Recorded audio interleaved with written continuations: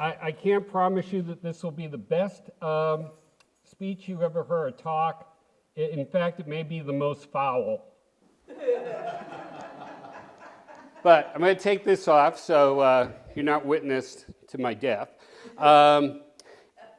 So I'm going to talk about a holiday that's near and dear to both of us. It's Thanksgiving. But Thanksgiving as we know it today is a lot different than many people have traditionally thought it was in terms of its origin. And, when people talk about the true story of this or that, particularly holidays, sometimes they're doing it in kind of a revisionist way, which kind of implies that there's something wrong with it or there's a deep, dark, history to it. That's not what I'm doing today. I think, in fact, the true history of Thanksgiving makes it an even more special holiday that more people can comfortably enjoy and really relish the fact that it celebrates virtues that we can be proud of as Americans. So first of all, let's talk a little bit about what Thanksgiving is. And so we could have the next slide, please, or am I supposed to do that? In which case, what do I do it with? Oh, I guess I can do it with this. Okay, hold on. It's a teaching experience for me as well as you. Let's see.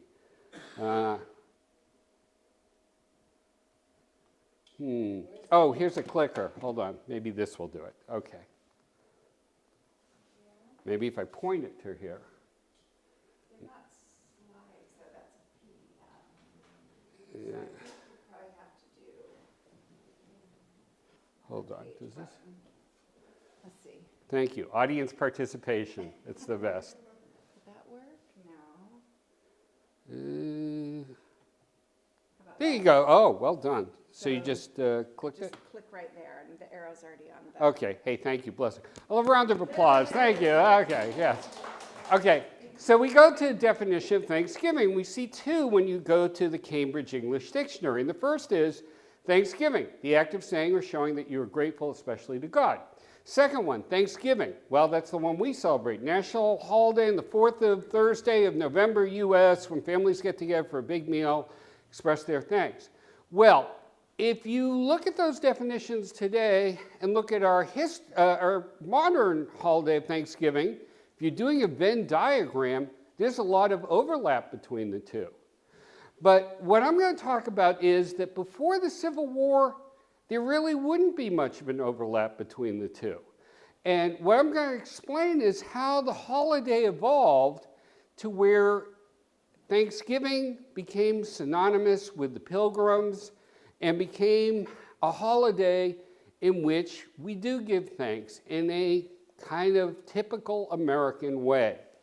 So, wow, it worked. Thanks again. Okay, so let's go to the Pilgrims. So, little backstory on the Pilgrims. We all know it. Basically, they're people who live in England who want to, celebrate their religion in a way that's contrary to the Church of England. As the name implies, that's the official church in England. They want to worship in a different way than that church allows. So they feel compelled to go and establish their own colony, across the Atlantic so that they can worship as they please. They're seeking freedom. So they arrive in 1620, and in 1621 they have a festival, or harvest festival, a feast. Well, would they have considered that feast a Thanksgiving in the formal sense? They probably wouldn't have. What happened is they had their first good harvest, and they noticed there were a lot of geese and ducks kind of in their area at that period, and Pilgrim Governor William Bradford, and that's where I got my first name, I'm named after him, ordered the hunting of geese and ducks for the feast. And he also noted in his accounts that there were a good supply of turkeys. So sometimes you'll hear people say, hey, ironically, there were no turkeys at the first Thanksgiving. There were. Okay, now the interesting thing about Thanksgiving is it wasn't mainly celebrated by the Pilgrims, it was celebrated by the indigenous people that were their allies, the Wampanoag Indians. Roughly 90 Wampanoags attend the festival, so they outnumber the Pilgrims 2-1. And this festival lasted 3 whole days. Now,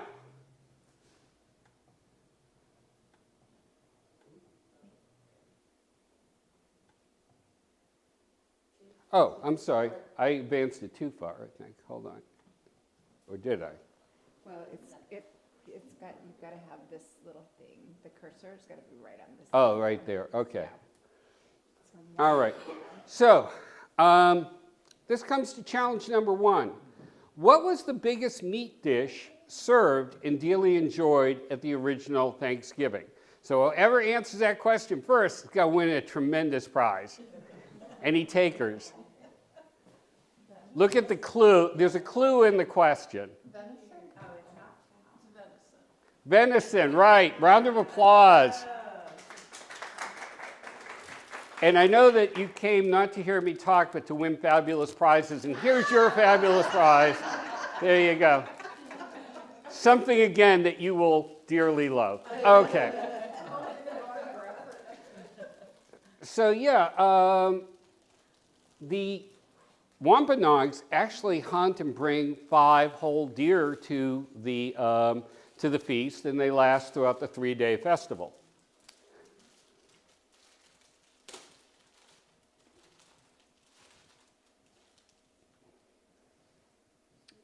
Okay. I went backwards. Hold on. There you go. That's it? And let's see. One more. One more. Okay. So the question is, I keep saying this is more of a festival in their mind than Thanksgiving. But in some senses, it is kind of a Thanksgiving in spirit. Again, a little bit backstory. When the Pilgrims embarked from England to come here, the period that follows is really terrible for them. They, face a 66-day perilous trip across the Atlantic in the Mayflower, which is really cramped. During the first winter, the conditions are awful, and only 44 of the original 104 Pilgrims survived that winter. They had to risk a daring military operation in order to save their allies, the Wampanoags, who are also threatened during that year. And again, 1621 represents the first harvest that they have successfully brought in. And it makes them aware for the first time that they can survive. They, come out more united than ever, not only amongst themselves, but with their Wampanoag allies. But something even more importantly, they realize that they have succeeded in their main goal. They have been able to establish a colony in which they have the liberty to worship as they see fit. This is what they sought to achieve.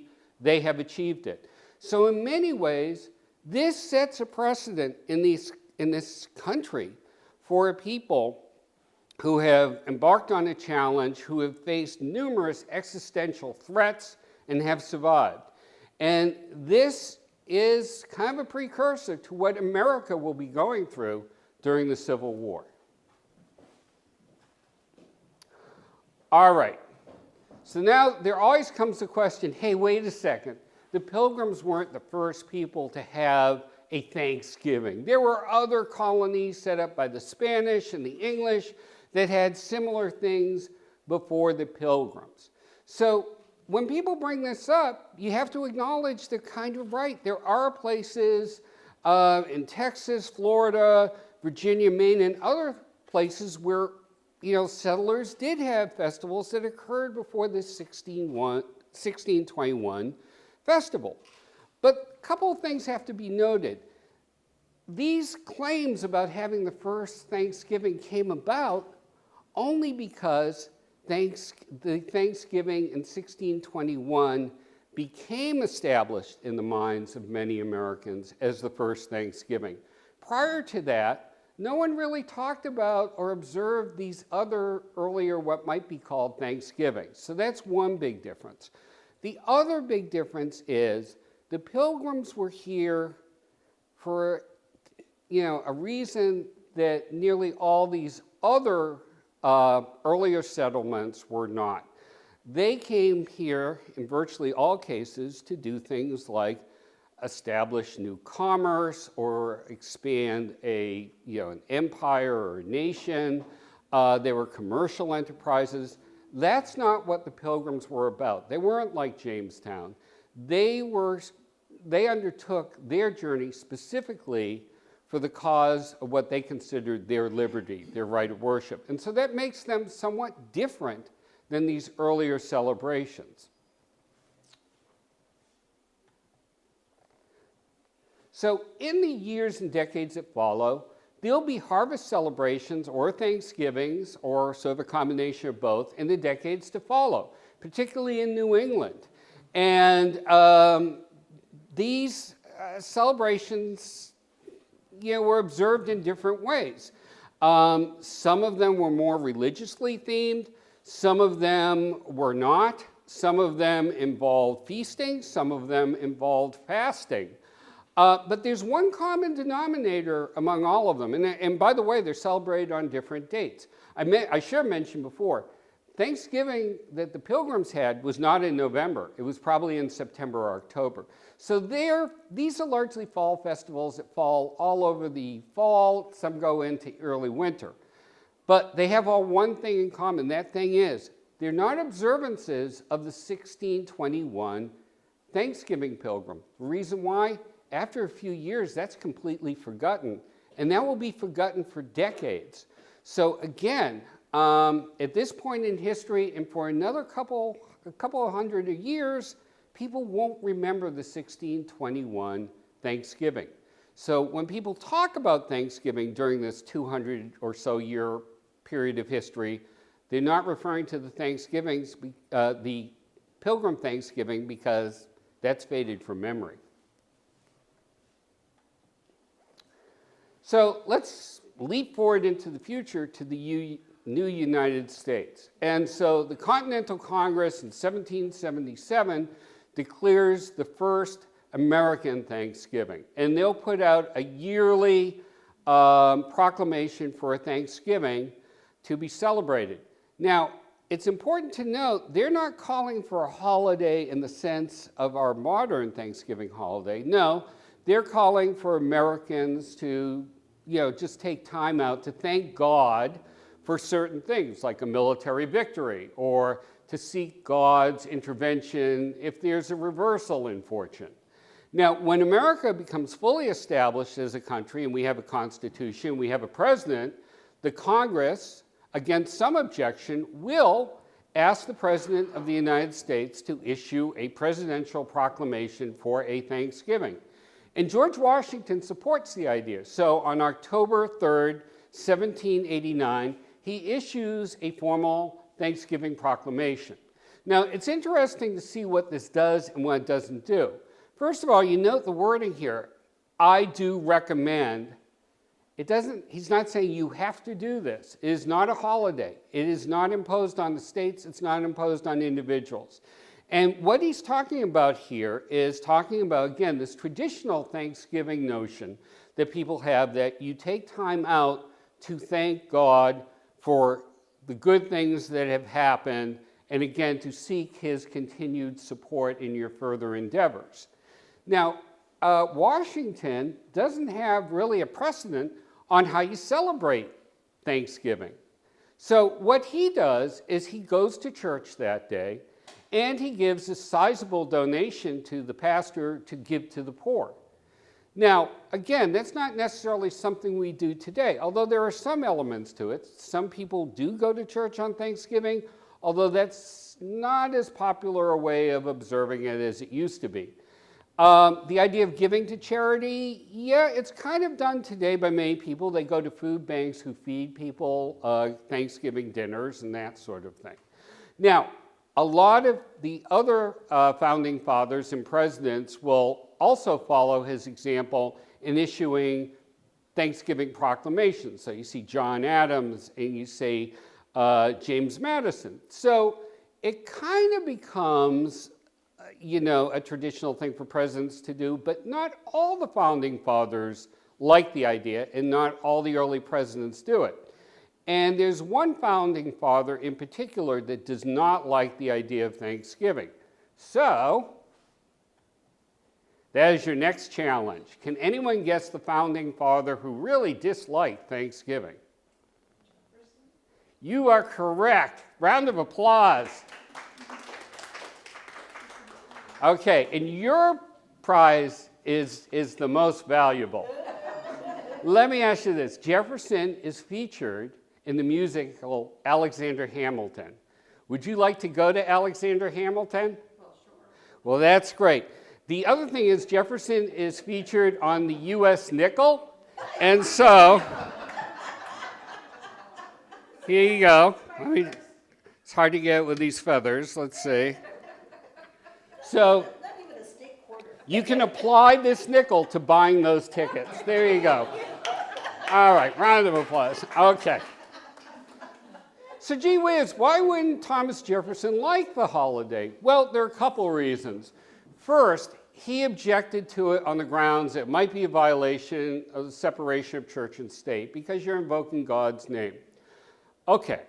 The other big objection he has to it, though, and it will be an objection that other people will use in the decades to follow, is the president doesn't have the right to impose a holiday on the states. It's a violation of states' rights. Well, the president actually isn't doing it, but even in principle, he doesn't want the president or the federal government to do it. So he's opposed. So as president, he refuses to give a presidential proclamation for Thanksgiving. Now, what's interesting about Jefferson, though, is that when he's governor of Virginia, he did give a proclamation and call for a day of public and solemn Thanksgiving prayer to Almighty God. But again, this objection to it on the basis of states' rights will continue in the decades to follow, as we'll see.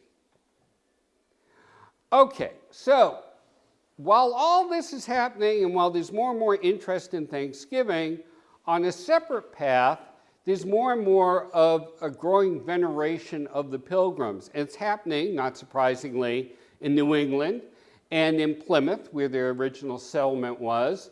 In 1769, a holiday called Forefathers' Day was created by the Old Colony Club of Plymouth, Massachusetts. And they established it on December 22nd because that's when the Pilgrims arrived in Plymouth in 1620.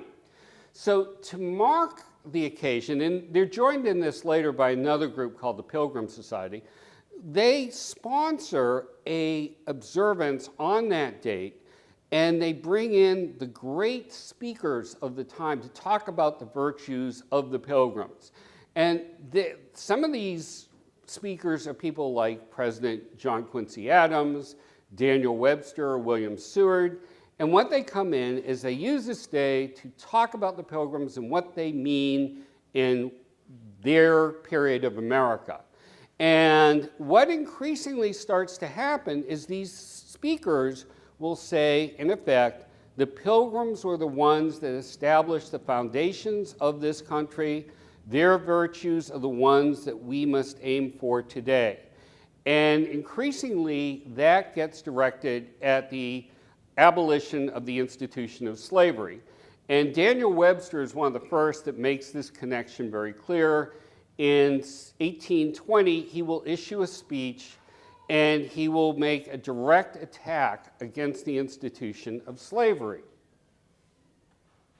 As you'll note at the top, he says, "We have come to this rock," and that is Plymouth Rock, to pay homage to their Pilgrim forefathers and to their principles of civil and religious liberty. And then he talks about the fact, "I deem it my duty on this occasion to suggest that this land is not wholly free from this contamination of a traffic. I mean the African slave trade." And he goes on to say, "Let us pledge ourselves to destroy it. It is not fit in the land of the Pilgrims, and the Pilgrims should bear that shame no longer." So a narrative is being developed here. The Pilgrims set the foundation for America. They would be disgusted by the institution of slavery, therefore we must end it. And this occasion and this veneration of the Pilgrims will continue to be used as a ground for attacking slavery. Decades later, in 1855, Governor of New York, William Seward, who we'll talk about later, will say, political equality is nothing else than the full enjoyment by every member of the state of the absolute rights which belong to the equality of all men. So in other words, again, he is saying the Pilgrims established the foundation for this country. They would be against the institution of slavery, therefore we must end it. Now back to Thanksgiving. By 1847, 22 of the nation's then 24 states had some sort of Thanksgiving observances, but they're not celebrating it in the way we are today. They're not celebrating it in any consistent way. It will continue to gain traction. There'll be 29 of the 32 states celebrating it, but again, they're celebrating it in different ways and indeed on different dates. So there's no consistency here. And in fact, there are some notable states that refuse to celebrate it at all. And one of the biggest and most influential is Virginia, which grows increasingly hostile to Thanksgiving. They oppose it because of the states' rights issue and because it's perceived in association with Christian politics. That's their term for the religious movement to abolish slavery. But something dramatic happens in the middle of the 19th century that will forever change Thanksgiving, the way we perceive it and the way we celebrate it. And that is, in 1841, suddenly there's a discovery of obscure reference to that 1621 Thanksgiving that the Pilgrims had. It was found in Edward Winslow, he was one of the Pilgrims, Chronicles of the Pilgrim Fathers. It's a collection of original documents from the Pilgrims. Well, he talks about this festival they have, and all of a sudden people say, wait, a festival in the fall to give thanks to God, or can be perceived as being giving thanks to God? That's the first Thanksgiving. And then a few years later in 1855, William Bradford's long lost Of Plymouth Plantation, those are his memoirs, also makes reference to this celebration. He provides even more details.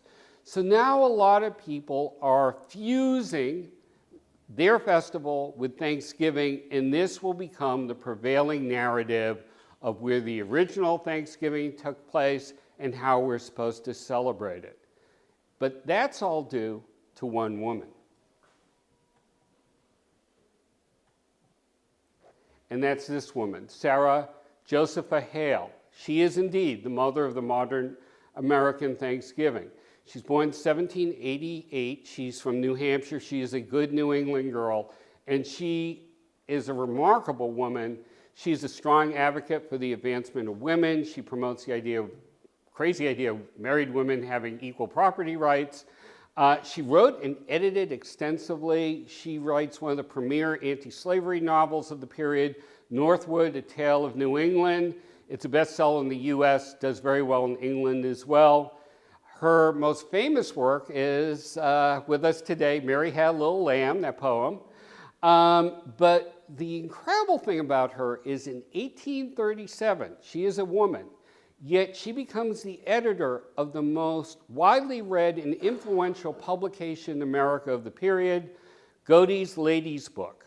She not only takes this over, she rapidly expands the readership, and she draws in some of the great writers of the period, including fellow abolitionist Harriet Beecher Stowe, Nathaniel Hawthorne, Washington Irving, and Edgar Allan Poe.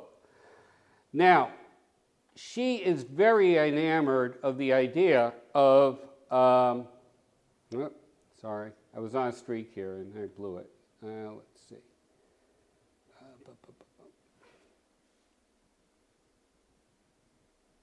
Bear with me 1 second. Okay. Now,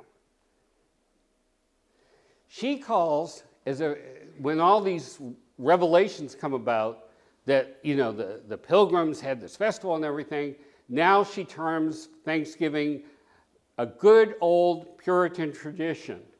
Okay, so she fashions this whole narrative about the fact that, okay, the Pilgrims celebrated Thanksgiving, we should have a holiday, and it should be celebrated in the way that they do. So she uses her bully pulpit, this most influential publication of the time, to promote the establishment of a national holiday. And her campaign includes regular articles highlighting real, somewhat in quotation marks there, and fictional stories of happy Thanksgivings, both back in Pilgrim times and in the times of her day. And she also publishes scores of traditional Thanksgiving recipes going back to the Pilgrims, including such dishes as roast turkey. Yep, that was there. And other things like pumpkin pie and potato pudding, which absolutely were not there. But no matter, she's saying they were. She kept a yearly running total on the growing number of Thanksgiving observances throughout the country and when those observances are occurring.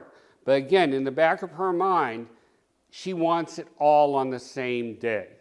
Now, as the signs of impending civil war grow, she sees another way of promoting the holiday. She's saying, hey, if we all adopt a Thanksgiving on the same day, there will be a moral and social reunion of the people of America. Would this not be a good omen for the perpetual political union of the state? In other words, she says, hey, if we all get around the Thanksgiving holiday, maybe we'll stick together as a country. Maybe that can bind us together. Let's see. Why does this? Okay, hold on. Okay. But at the same time, she's an abolitionist. So she doesn't feel she's in a position to outright state the fact that she wants to use the holiday to promote the cause of abolition. But if you read between the lines, there's some of that in what she's doing. She will continue all the way up to the war to ceaselessly, lobby everyone, presidents, cabinet members, governors, people at all levels, to adopt this national holiday. But one of the big obstacles to all of this is, again, the states' rights issues. People, particularly in the South, raise this objection. Well, regardless of her efforts, obviously,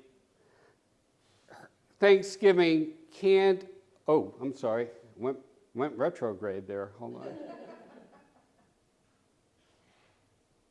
All right. Oh, come on.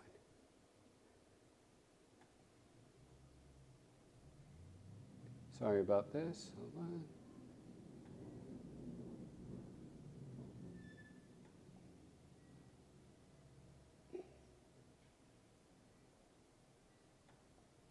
Okay. Obviously, it can't address the issue that's really dividing the nation apart. That's the issue of slavery. We got 4 million enslaved people in this country. And for those 4 million enslaved black people, Thanksgiving is kind of a paradoxical time. There's all this talk about celebrating liberty and thanks for God and everything. Well, they're enslaved. So, nonetheless, a lot of them do try to use Thanksgiving as a time to celebrate at least being together in their own way. They mix their own traditions and foods with those of the European foods that are served at the time. And indeed, enslaved and freed black people contribute some of the many dishes that we consider today to be traditional Thanksgiving meals, part of the Thanksgiving meal, including macaroni and cheese and sweet potato pie. At the same time, though, there are those enslaved black people who try to use the holiday as a time to seek freedom, to escape and seek freedom. But obviously, Thanksgiving, or the goal of getting a Thanksgiving holiday, is not going to stop the Civil War. It breaks out. And as it breaks out, both Abraham Lincoln and the Confederate President Jefferson Davis, in the early years of the war, are issuing all sorts of Thanksgiving proclamations. They're in no way similar to the holiday we have today. In fact, they're not even really similar to the ones that like George Washington had. They're basically just calling forth a day for people to either thank God for a military victory or to seek God's intervention when things go wrong. These proclamations basically are just seeking divine support, and in fact, many of them don't involve feasting at all. They will call for days of fasting, humiliation, and prayer. It's hardly something we associate with the modern holiday. But to her credit, whoops, why does this keep doing this? Okay. To her credit, Hale keeps up her efforts. And in September 28, 1863, she writes directly to Lincoln and says that he officially recognized Thanksgiving as, and here's the key line here, a national and fixed Union festival for the last day of November. And the key word is Union. And she and her ally, William Seward, who we talked about before, well, now he's Secretary of State, he's Lincoln's right-hand man. They see potential in using this opportunity to say, if you recognize Thanksgiving as a Union holiday, that will help the Union war effort. And that registers with Lincoln. So on October 3rd, 1863, and he picks October 3rd because it's the same day that Washington did it, he says there will be this national observance of Thanksgiving. And he uses it to stress the themes that relate back to the Thanksgiving holiday of the Pilgrims. Okay, he talks about celebrating God's work and helping the American people survive and prosper during this arduous period of civil war. And these themes he will amplify himself in the following year's Thanksgiving Proclamation in 1864. And I highlighted some of the key things, but perhaps the most important, he said, he, God, has largely augmented our free population by the emancipation and immigration of people. Okay, emancipation being the key word. This is one of the big reasons why Lincoln goes for the Thanksgiving holiday. It's to promote the Emancipation Proclamation he issued in 1863. So, let's look a little deeper into why Abraham Lincoln all of a sudden became a strong backer of the Thanksgiving holiday. First of all, 1863 is a very important year militarily in the war because for the first time, the tide has turned in the Union's favor. They had some major victories in 1863, specifically back-to-back victories in Gettysburg and in Vicksburg. Now the war is going in the Union's favor. There is something to be thankful for. But more importantly, there's the Emancipation Proclamation that Lincoln issued that year. That gives more of a moral high ground to the Union than ever before. Up until that time, the official reason for the war is to keep the Union together. That is a noble goal. But a far nobler goal is now that it is being fought to free an enslaved people. And that theme is brought home by having a Thanksgiving observance. Now, in practical terms, emancipation also helps because with the emancipation of blacks, more and more of them are going to join the Union Army, strengthen the Union. On the other hand, it has the opposite effect on the Confederates. It's going to encourage more and more black people to seek freedom in the North and further cripple the Southern economy, which is highly dependent on enslaved labor. And finally, Lincoln certainly understands the propaganda value of a holiday which encourages people to feast in the North and celebrate in a big way, because by doing so, he's highlighting the growing disparity between the Union and the Confederacy. As the war goes on, certainly the Union is suffering, particularly in the number of casualties it has, but economically it is booming. Its economy is growing stronger and stronger. There's more prosperity. Whereas in the South, their land is being destroyed. They didn't have much of an industrial base to begin with, but that's been shattered. There's a Union blockade strangling their economy. So the people of the South are growing poorer and poorer and more desperate. So Thanksgiving is a way of furthering raising Union morale and highlighting the weakness of the South.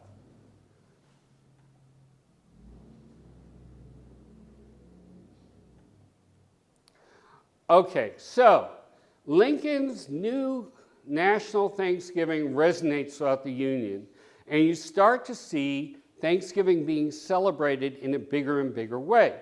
So on the battlefront, particularly thanks to patriotic organizations like the Union League in New York, well, in 1864, over 400,000 pounds of Thanksgiving supplies, foods including hams, turkeys, all other sorts of foods, are going to Grant's troops that are besieging Petersburg. On the other side of the battle lines, the Confederates in Petersburg, both the civilians and the army, are barely surviving. They're near starvation. And on the home front, as these accounts from the Washington Evening Star note, homes throughout Washington, D.C. are really enjoying big Thanksgiving feasts. You can walk through the streets and actually smell all the pleasant smells coming from these celebrations of the Thanksgiving holiday. Now, this is just one demonstration. Again, account from the Washington Evening Star. Look at what the men at Union soldiers at the Armory Square Hospital in Washington, D.C., this is kind of a representative example, are enjoying for Thanksgiving. This is the meal they get. Look how many courses it has. Look how many selections it has. So it's indicative of the fact that now Thanksgiving is being associated with a time of plenty in the North.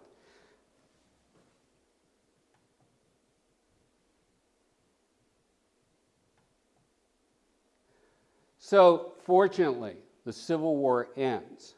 Unfortunately, Lincoln dies. But Thanksgiving will be his enduring legacy to the nation.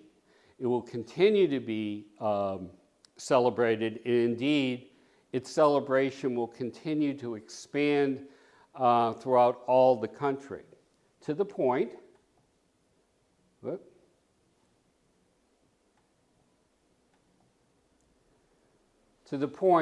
that shortly after the Civil War, in 1870, the then President of the United States, Ulysses S. Grant, will sign into law a law that will establish Thanksgiving formally as a federal holiday. And it establishes not only Thanksgiving, but the 4th of July, New Year's Day, and one other day to become the first federal or national holidays. So, challenge question 3. What was the other federal holiday established by that law? Any guesses? I heard somebody say it. Who said it? You'll have to leave. No, just kidding. Okay, well, you get a very special prize too. I saw you were envious of this young lady here, but in a way yours, not monetarily, but you get reindeer nuggets. They come fresh from the North Pole. You don't want to know how they're made, just enjoy them. Okay. All right.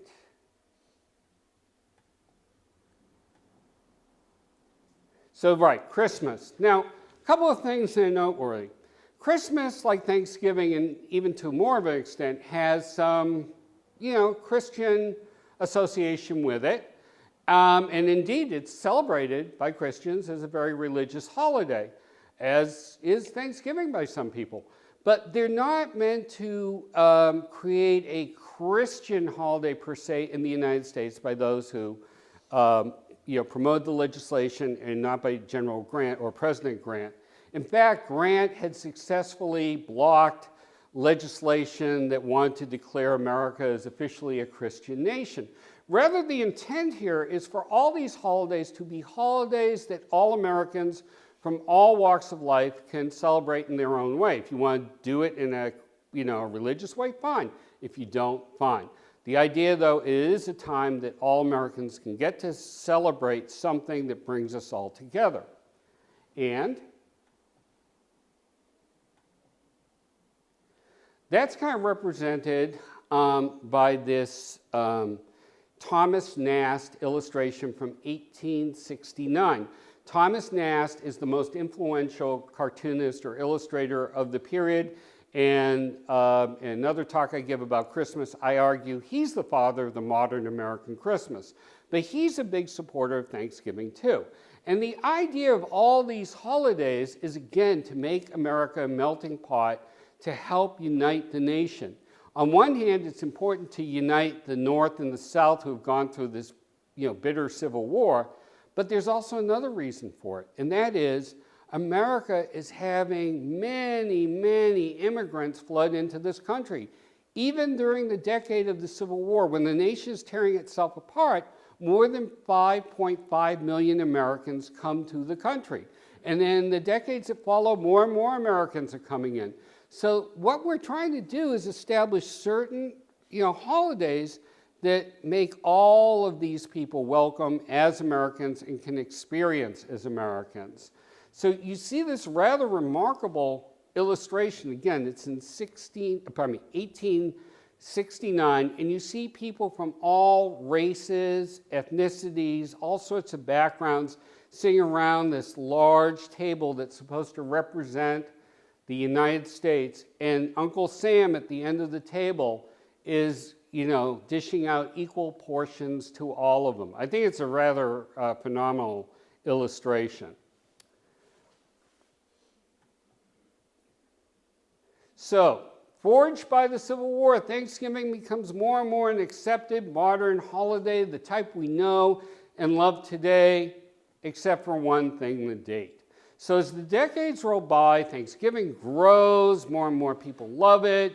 It is associated with things like big parades, football games, family reunions. Well, sometimes those can be good or bad, but whatever. Okay, but for the most part, it's a beloved holiday. And there's one difference, though. Unlike all the other holidays established by the law, there's no specific date established for Thanksgiving. Because the assumption was, throughout the rest of the 19th century and the early 20th century, it's always going to be observed on the last Thursday of November. But then in 1939, President Roosevelt unexpectedly just says, no, it isn't. It's going to be observed on the second to last Thursday in November. The reason being is the business community, or elements of it, have said to him, look, we're in the Depression. We need to stimulate things, so let's move up the Thanksgiving holiday so the shopping season into Christmas is longer. It will give people more opportunity to spend more money. He likes the idea, so without really consulting everybody, he just says, okay, this shall be it. He was a very, keen politician. He could usually read the room pretty well. He didn't in this case. There was a major uproar throughout the country because football games, family reunions, all sorts of things were planned on the assumption that it's always going to be held on the same day. Certain states absolutely refused to go with the change. Individual cities did the same. It caused a big uproar, even in the midst of a depression. Even as World War II was looming, a lot of people were very upset with it.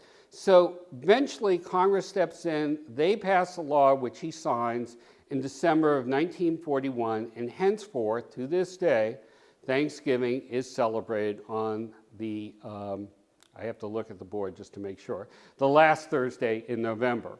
Now, to get to the legacy of Thanksgiving. So this lecture has, I hope, talked about the fact that Thanksgiving has been an evolving holiday since the founding of America, going back to the Pilgrims, one might add.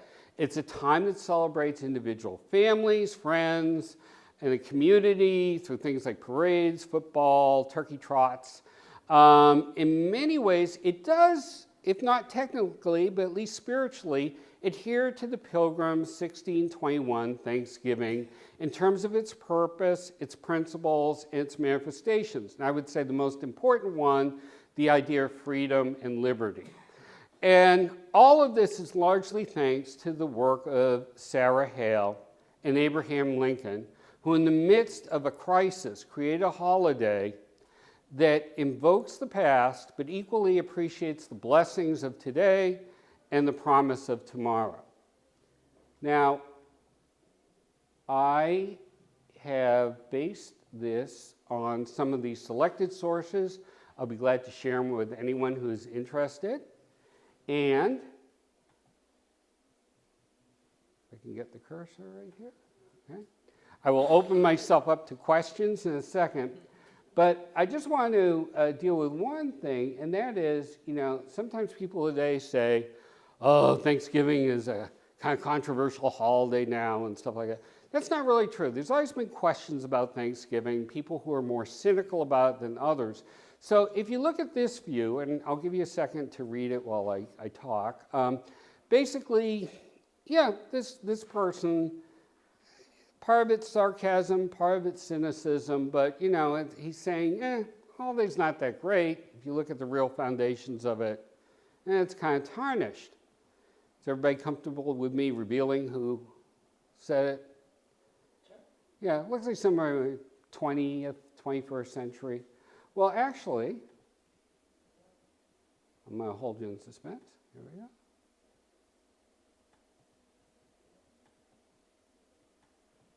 Why is this not? Oh, gotta go back. Okay, it's Mark Twain. And look at what he gave it, 1881, so it's still a fairly new holiday. Now, did Twain really, he's a satirist. Does he really hate Thanksgiving? No, but I think there is a certain amount of skepticism on his part. And part of it is he is a Southerner, so, maybe not as thrilled with the Pilgrims as a Northerner might be. But he's speaking to the Philadelphia New England Society, so okay, maybe he just wanted to be a little edgy. Now I'm going to show you a far more traditional approach. And, okay, if you look at this, okay, you see somebody who, would have been on Team Hale's thing, somebody probably from the early 19th century who, kind of venerates the Pilgrims, venerates the holiday, and sees it as kind of something that, is worth acknowledging and observing. Is everybody ready for me to, okay, reveal? Yeah?